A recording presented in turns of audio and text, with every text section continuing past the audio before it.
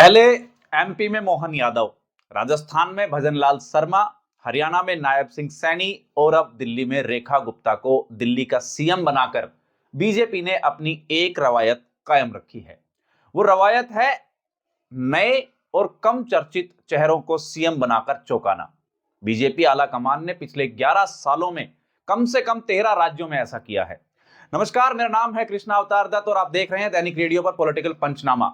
दरअसल 2014 लोकसभा चुनाव में बीजेपी की प्रचंड जीत के बाद नरेंद्र मोदी प्रधानमंत्री बने और अमित शाह पार्टी के राष्ट्रीय अध्यक्ष। अब यहीं से बीजेपी में एक नए युग की शुरुआत मानी जाती है। फिर लोकसभा चुनाव के 5 महीने बाद अक्टूबर 2014 में महाराष्ट्र और हरियाणा के विधानसभा चुनाव हुए और दोनों ही राज्यों में बीजेपी को जीत मिली। अब हरियाणा में बीजेपी ने रामविलास शर्मा, कैप्टन अभिमन्यु, ओम प्रकाश धनखड़ और अनिल विज जैसे पुराने चर्चित नेताओं की बजाय मनोहर लाल खट्टर को सीएम बनाकर सबको चौंका दिया। इसी पैटर्न पर महाराष्ट्र में देवेंद्र फडणवीस को सीएम बनाया गया। अब यहां से शुरू हुई रवायत, एक दो अपवाद छोड़कर लगातार जारी है ये रवायत, और इसमें सबसे लेटेस्ट नाम दिल्ली की मुख्यमंत्री रेखा गुप्ता का जुड़ा है। वो पहली बार विधायक बनी है और सीधे मुख्यमंत्री बना दी गई, जबकि होड़ में प्रवेश वर्मा जैसे चर्चित नेता भी थे। प्रवेश वर्मा दिल्ली के पूर्व मुख्यमंत्री साहिब सिंह वर्मा के बेटे और दिल्ली के बड़े जाट नेता हैं। अब 2017 में उत्तर प्रदेश विधानसभा चुनाव में बीजेपी की जीत के बाद केशव प्रसाद मौर्य को सीएम बनाने की हवा तेज थी। पार्टी के प्रदेश अध्यक्ष भी थे। इसके अलावा मनोज सिन्हा के नाम पर भी चर्चा थी, लेकिन ऐन मौके पर योगी आदित्यनाथ के नाम का ऐलान कर दिया गया। फिर ऐसे ही 2023 में मध्य प्रदेश में बीजेपी के चुनाव जीतने के बाद बीजेपी ने मोहन यादव को मुख्यमंत्री बनाया, जबकि शिवराज 15 साल से मध्य प्रदेश के मुख्यमंत्री थे। सीएम के नाम का ऐलान होने से ठीक पहले एक तस्वीर भी वायरल हुई थी, जिसमें मोहन यादव पीछे कहीं दूर बैठे हुए दिखाई दे रहे थे। और फिर 2023 चुनाव के बाद यही पैटर्न राजस्थान में दिखा, जब वसुंधरा राजे जैसी कद्दावर नेता की जगह पहली बार विधायक बने भजनलाल शर्मा को सीएम बनाया गया। इसी साल छत्तीसगढ़ में सीएम बने विष्णुदेव साय, वो भी अपेक्षाकृत बहुत कम चर्चित चेहरे थे।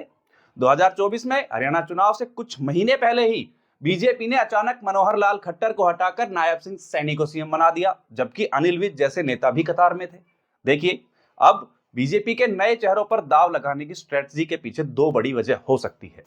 पहली तो नरेंद्र मोदी की लीडरशिप को पार्टी चैलेंज नहीं देना चाहती, और दूसरी पुरानी पीढ़ी से बीजेपी की कमान लेकर नई पीढ़ी को सौंपना। अब जैसा कि 2014 चुनाव से पहले बीजेपी के प्रधानमंत्री पद के दावेदारों पर मंथन चल रहा था, तो पीएम मोदी के अलावा शिवराज सिंह चौहान और वसुंधरा राजे जैसे नेता भी कतार में थे, यानी कि ये दोनों नेता तब तक प्रधानमंत्री मोदी के समकक्ष थे। अब जब से नरेंद्र मोदी प्रधानमंत्री बने हैं, तब से हाईकमान ने कमल का फूल उनके हाथों में दे दिया है। देश भर में चुनाव कहीं भी हो और किसी भी तरह का हो, बीजेपी मतलब मोदी ही होता है। इस स्ट्रेटजी को सारी विपक्षी पार्टियां मिलकर भी नहीं तोड़ पा रही। इसलिए पार्टी मोदी और शाह की लीडरशिप को कोई चुनौती नहीं देना चाहती। नए चेहरों को सीएम की कुर्सी पर बैठाना और पुराने कद्दावर नेताओं को पीछे कर देना इसी स्ट्रेटजी का हिस्सा है। वहीं मोदी और शाह ऐसे नेताओं को पसंद नहीं करते जिनका अपना जनाधार हो। इसकी वजह वो लो प्रोफाइल चेहरों के साथ ज्यादा सहज होते हैं।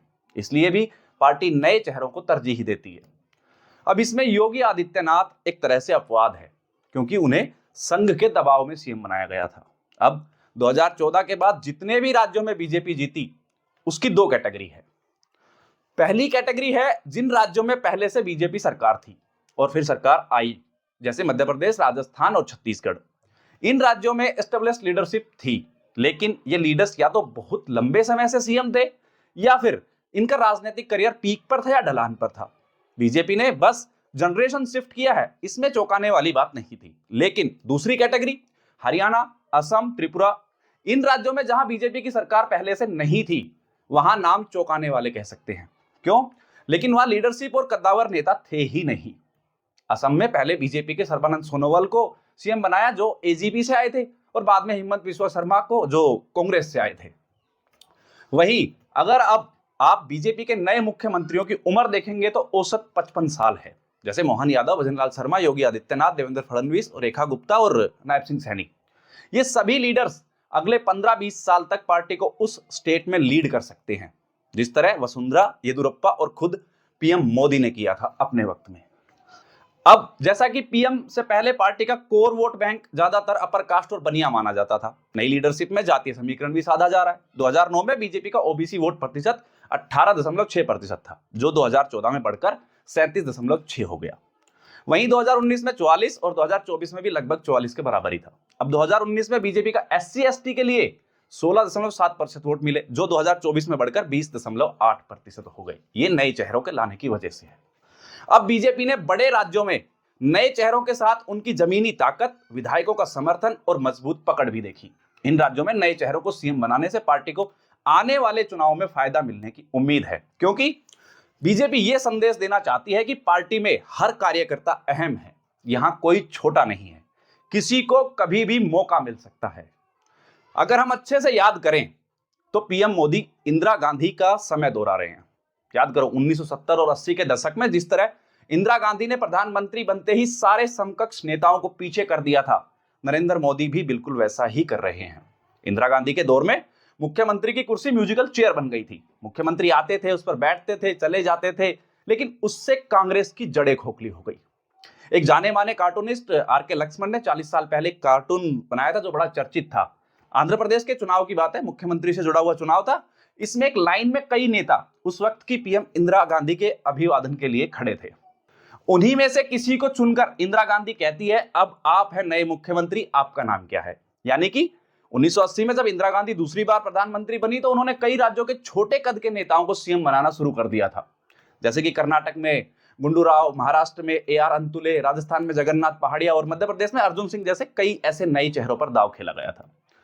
असल में अगर देखा जाए तो इंदिरा गांधी ने तानाशाही वाली सरकार चलाई थी, जिसके 30 साल बाद हालात इतने बुरे हो देखने को मिले हैं कि 2014 के बाद से कांग्रेस केंद्र ही नहीं, लगभग सभी राज्यों से साफ हो गई है।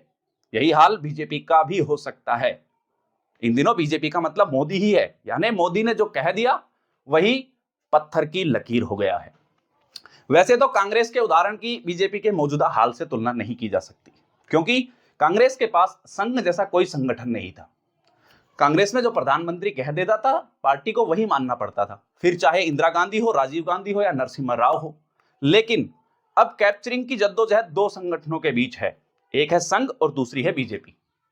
दोनों के बीच कंट्रोल और कैप्चरिंग का कंपटीशन है।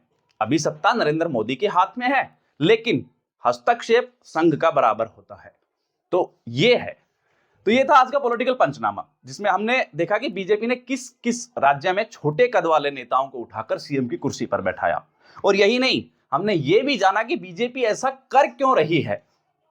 तो ये थी आज की वीडियो। अगर आपको वीडियो पसंद आई हो तो वीडियो को लाइक करें, शेयर करें, कमेंट करें और हाँ, चैनल को सब्सक्राइब करना ना भूलें। मिलते हैं अगली वीडियो में एक नई चर्चित मुद्दे के साथ। तब तक के लिए नमस्कार, धन्यवाद।